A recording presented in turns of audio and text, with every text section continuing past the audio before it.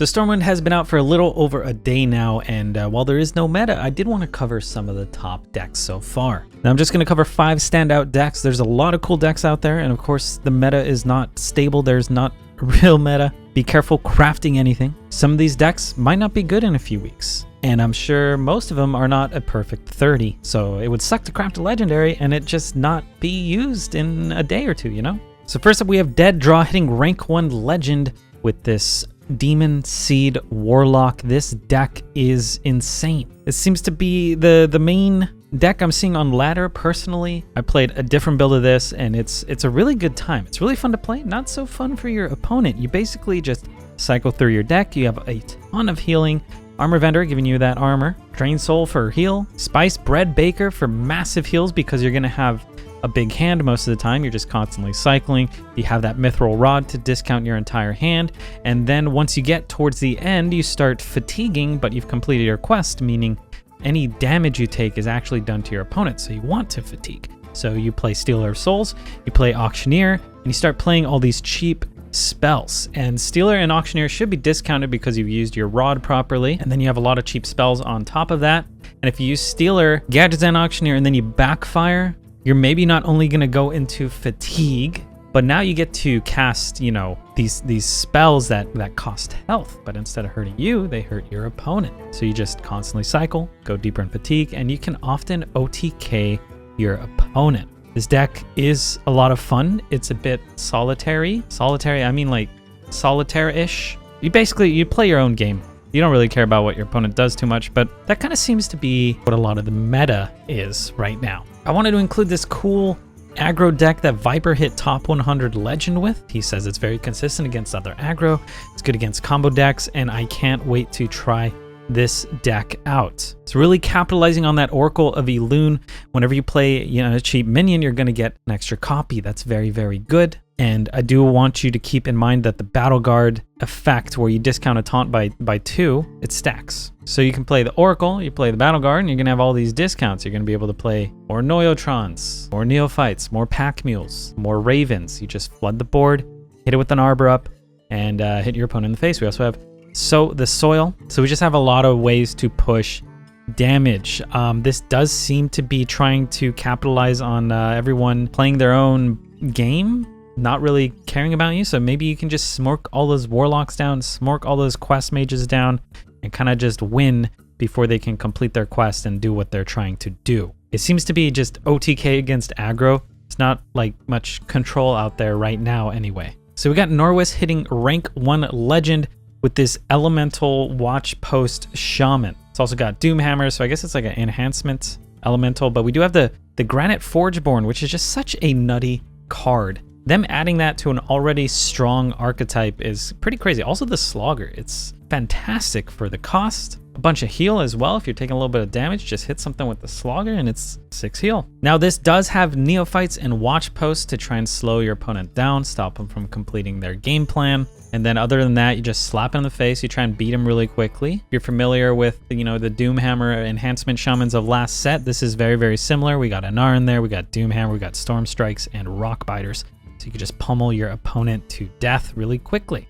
Relatively budget, especially if you're coming from last set, with the only new cards really being the Slogger and the Forgeborn. All right, we got Haze hitting top 10 legend with Feno's Quest Rogue. Now there's also a Garrote Rogue out there that looks pretty cool, but I saw this getting higher ranks. From my research, this just seemed to be performing better, even though people said the Garrote, I don't know, this did better, all right? But try the Garrote one too if you want to try that one out. But anyway, we got Find the Imposter. Nice, fun little quest line. You can easily complete this with all the SI7 cards. Operative, just a good card. Informant can be massive. SI Assassin, so good. Penwu, and we can step a lot of things. Maybe you want to step the Assassin. Maybe you want to step the Sage for more draw. And then we have a ton of damage. Going face with those wicked stabs, just hitting your opponent with your minions. And those gizmos give you insane value. So once you complete the quest, you're in for a good time. If you like Rogue, it seems like Rogue's in a solid position at the moment between the Quest Rogue and the Garrote Rogue. All right, so last up we have this Burn Shaman from Elefanti. Elefanti hit top 50 legend. Now I know Elefanti and Orange were also playing like a quest Mage, and you've probably seen a lot of Quest Mage. I was running into so much Quest Mage, especially in the first few hours of the expansion coming out. So Quest Mage is really good. Is this one better? I'm not sure, but I saw this one hit higher ranks. I didn't see many Quest Mages hitting like top 50, and it's definitely possible Elefanti got top 50 with Quest Mage and then played this and then took a screenshot for their tweet. This is the deck. It's pretty good. Burn Mage. A lot of cool new cards in here. We do have Hot Streak, we have First Flame, we have Celestial Ink Set, Fire Cell, the Sanctum Chandler, and also of course Ignite. It seems like you can almost, you go infinite with Ignite, right? You just constantly cycle, you put more Ignites in your deck, you just ignite, ignite, ignite, constantly doing damage to your opponent. This does have Age Win instead of the quest, giving our minions that additional spell damage. If you do want to try the other deck, the quest mage, that's solid as well, because it's almost like Age Win but permanent, right? So both really good options. I wanted to showcase this one because again, I saw it hit a higher rank and it looked kind of cool. I like the idea of not having the quest, I guess. Maybe I'm probably just biased because I played against so many quest mages and I feel like there's probably a ton on the ladder. So I wanted to, you know, just put the spotlight on something a little different. So yeah, those are the 5 decks. What do you guys think of the expansion so far? I feel like it's the least interactive Hearthstone has ever felt to me. Seems like a lot of decks just doing their own thing. I was really excited to see quests released, but well, this is not the direction that I had anticipated. When quests were released before, they weren't really that OP or anything like that. They were kind of just tier 2, tier 3 decks, and I thought that was really fun. I played a lot of Quest Hunter and I really enjoyed it. But here it's like, you can't even play control decks right now. You either play aggro to beat the OTK or you play an OTK deck and you win on turn 7, turn 8. So kind of a weird meta. I'm personally hoping for like a patch or something soon. I think that would be good. Of course, the meta is not really stable. There's not really a meta yet, but just based on what everyone's playing, it's least interactive. So I'm hoping it becomes more interactive as the meta does settle, and if not, yeah, maybe they could do something a little different, because I miss playing control decks.